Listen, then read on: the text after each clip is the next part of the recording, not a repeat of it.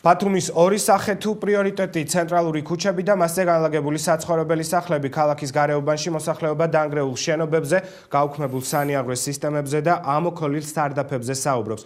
საცხოვრებლად უვარგის სახლებს ისიც ემატება, რომ საყოფაცხოვრებო ნარჩენები პირდაპირ ქუჩაში იყრება. ნახეთ რეპორტაჟი ბათუმის გარეუბნიდან. ბათუმში ტაბიძის 8 ნომერში მცხოვრები 85 ოჯახი მძიმე პირობებში ცხოვრობს. 5 სართულიან კორპუსს გაფუჭებული აქვს სახურავი, რის გამოც წვიმისა და თოვლის დროს მეხუთე და მეოთხე სართულზე ცხოვრება ფაქტობრივად შეუძლებელია. მძიმე მდგომარეობაშია სარდაფით, სადაც გაფუჭებულია კანალიზაციის სისტემა. წყლისა და ფეკალური მასების გამო სარდაფი გამოუყენებელია. კორპუსის მცხოვრებლებმა სარდაფიდან გამომავალი სულისგან თავის დასაცავად მასში შემავალი ყველა კარი და ფანჯარა დაალუქეს, თუმცა პირველ სართულზე მცხოვრებლებს მძიმე სუნის გამო ღამით დაძინება დღემდე უჭირთ.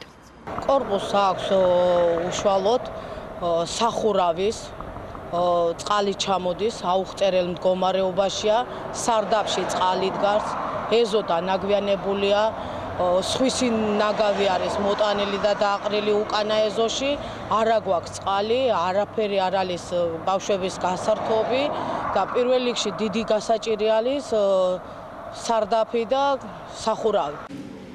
ბათუმის საკრებულოში გამართულ შეხვედრაზე, სადაც არასამთავრობო ორგანიზაცია სამართლიანი არჩევნები და საქართველოს ახალგაზრდა იურისტთა ასოციაცია ქალაქის პერიფერიულ ნაწილში არსებულ მძიმე სოციალურ მდგომარეობაზე საკრებულოს წარმომადგენლებთან ერთად მსჯელობდნენ, ტაბიძის 8 ნომრის საკითხიც დაისვა. უბნის მაჟორიტარმა დეპუტატმა საკრებულოში ნოდარ ფუტკარაძემ განაცხადა, რომ კორპუსის არემონტო ობიექტთა სიაშია შეტანილი და 2011 წლის ბოლომდე შეკეთდება.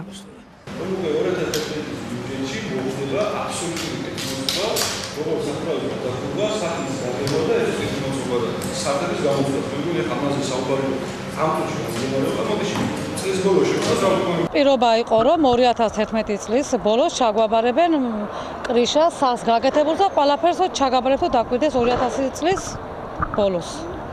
11 წლის ბოლოს.